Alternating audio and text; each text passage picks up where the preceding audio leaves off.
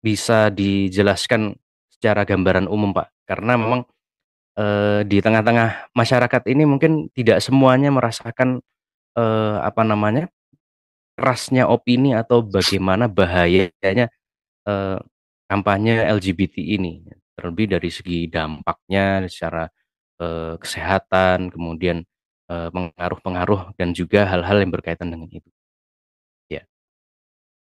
Ya, baik. Terima kasih Mas Alimuddin dan juga salam jumpa untuk Pak Alif Ridho. Nah, pemirsa yang perlu kita ketahui bersama bahwa opini LGBT ini kan menyeruak di tengah-tengah publik ya. Tidak hanya di tahun 2022 ini ya. Ya mungkin sekarang ini lebih fenomenal ya karena ada media sosial yang di situ tempat berinteraksi, bahkan mereka juga melakukan kampanye besar-besaran terkait dengan ini. Padahal kalau kita cek ke belakang lagi itu tahun 2008 PBB ini secara resmi mengakui hak-hak kaum LGBT ya melalui UN Declaration on Sexual Orientation and Gender Identity. Nah, ini.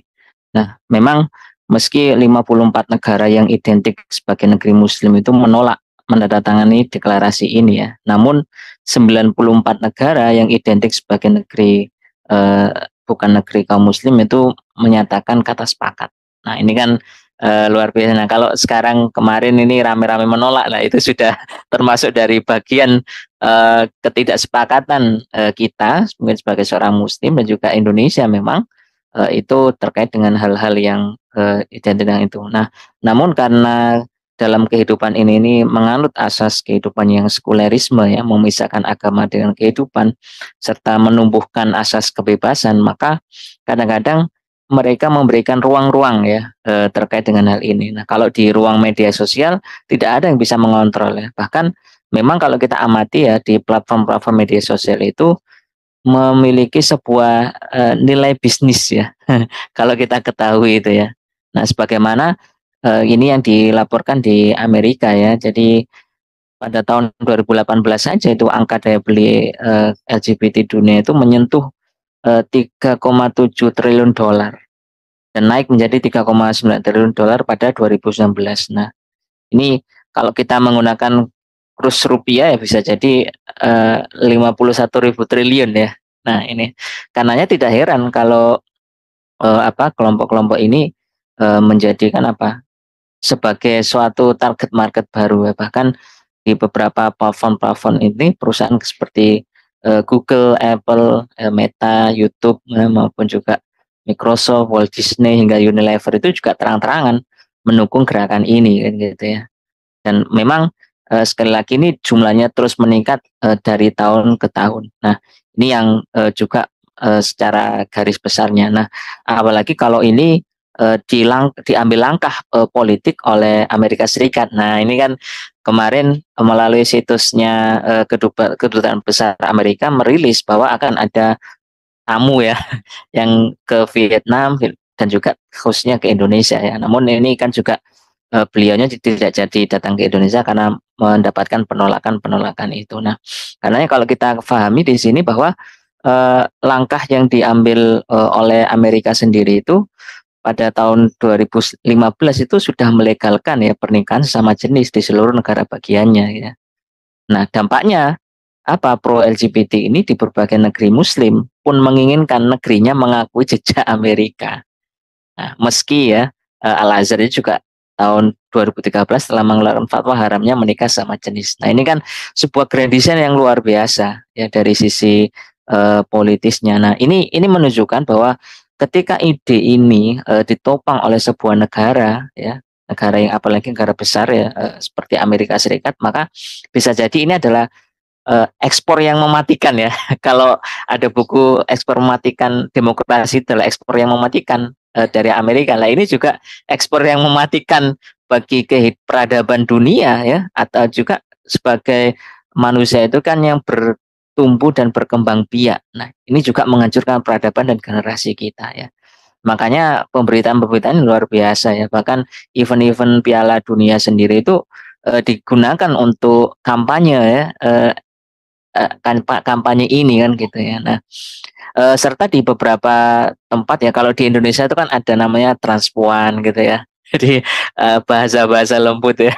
Ada transpuan, ada transgender, kemudian juga eh, ini juga kemarin di Surabaya juga ditolak ya, mau ada kontes transpuan itu. Nah, karenanya sekali lagi ini juga menjadi catatan penting. Nah, eh, ketika muncul sekali lagi LGBT ini tidak sekedar sebuah dalam rangka kebebasan, tapi juga masuk pada ranah kekuatan politik. Dan ini adalah politik identitas. Nah, gitu ya. Jadi jangan hanya mengaitkan politik identitas itu dengan Islam gitu lah. Nah, mereka kaum LGBT ini juga memiliki politik identitas ya ini. Makanya mereka mengambil langkah-langkah yang sangat berani kan gitu ya. Bahkan kalau kita amati di Perancis itu juga mengambil langkah berani dengan apa? Melarang penggunaan kata ibu dan bapak dalam semua dokumen resmi dan menggantinya dengan sebutan orang tua. Nah, ini beberapa di negara tersebut. Nah, sekali lagi kalau kita amati di sini bahwa kerangka berpikir kalangan pro LGBT ini, kita juga bisa mengamati dari pernyataan Menteri Hukum Prancis ya, yakni Christian Taubira ya, bahwa siapa bilang ya pasangan heteroseksual itu lebih baik dalam mengurus anak ketimbang homoseksual. Nah, ini yang akhirnya kan standar baik buruk itu kan yang dipakai kan asas manfaat. Nah, gitu ya. Dan ini akan mengacaukan itu. Nah, saya sendiri mengamati hal ini ketika di platform ini ya, TikTok gitu ya. Jadi kan banyak banget ya. Bahkan di situ sampai digambarkan bahwa kita ini bisa ngurus anak juga gitu ya. Meskipun nggak melahirkan kan gitu ya. Nah, bahkan eh, ini juga diangkat dengan misalnya ada jurnal, penelitian dan sebagainya. Seolah-olah ini menjadi sebuah pembenaran kan gitu ya. Nah, ini yang mungkin kita perlu waspadai. Dan yang kedua, yang mungkin ini juga menjadi ide berbahaya khususnya di negara-negara muslim, bahwa ini tentu akan merusak ya sistem tatanan kehidupan sosial dan merusak fitrah manusia. Sekali lagi ya. Nah, bagaimana mungkin ketika Allah menciptakan manusia itu hanya terdiri dari laki-laki dan perempuan, lalu kemudian mereka itu mengkampanyekan ini itu eh, apa? Karena keturunan, namanya nanti ada teori born gay ya.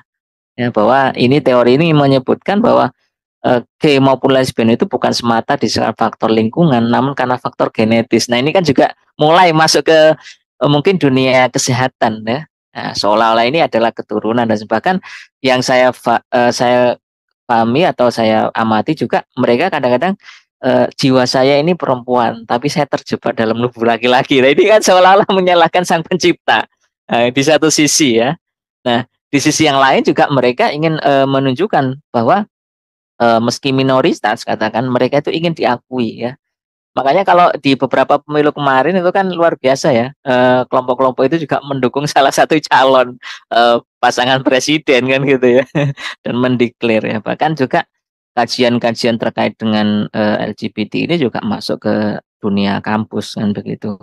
Nah, ini yang ini. Nah, yang lebih parah nanti yang mungkin kepada umat Islam itu kan atas penafsiran ulang ya atas ayat Al-Qur'an, dan ini disokong oleh kelompok-kelompok liberal yang memang mencoba untuk meralat ayat Al-Quran dengan menyatakan bahwa tak ada satupun ayat Quran yang mengharamkan eksistensi kaum homoseksual ya, dan teman-temannya itu ya.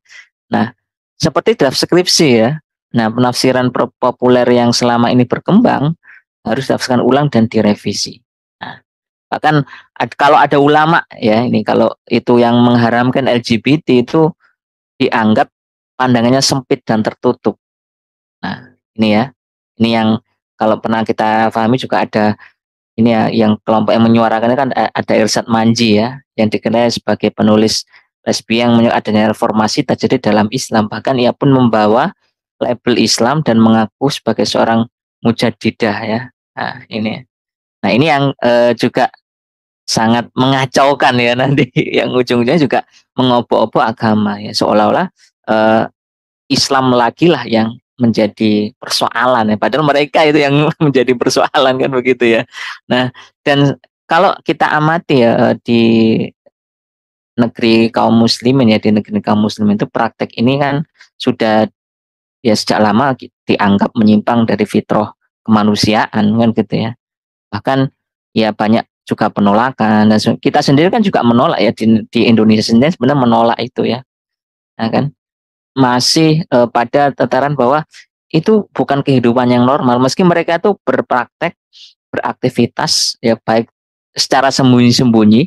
Yang sembunyi-sembunyi itu biasanya mereka itu mengadakan pesta gitu ya, atau kumpul-kumpul di antara mereka itu sembunyi-sembunyi. Tapi kalau kalau sudah kampanye ya, mereka di media sosial itu tanpa menutup diri kan gitu ya.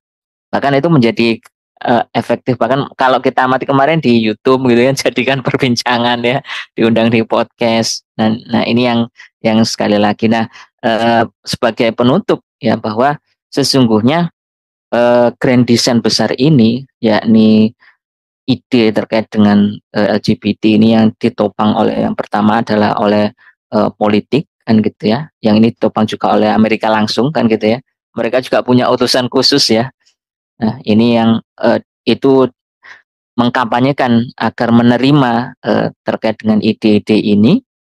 Nah, yang kedua, selain politik juga disokong oleh pendanaan yang menghabiskan ratusan juta dolar ya. Nah, ini yang terjadi ya.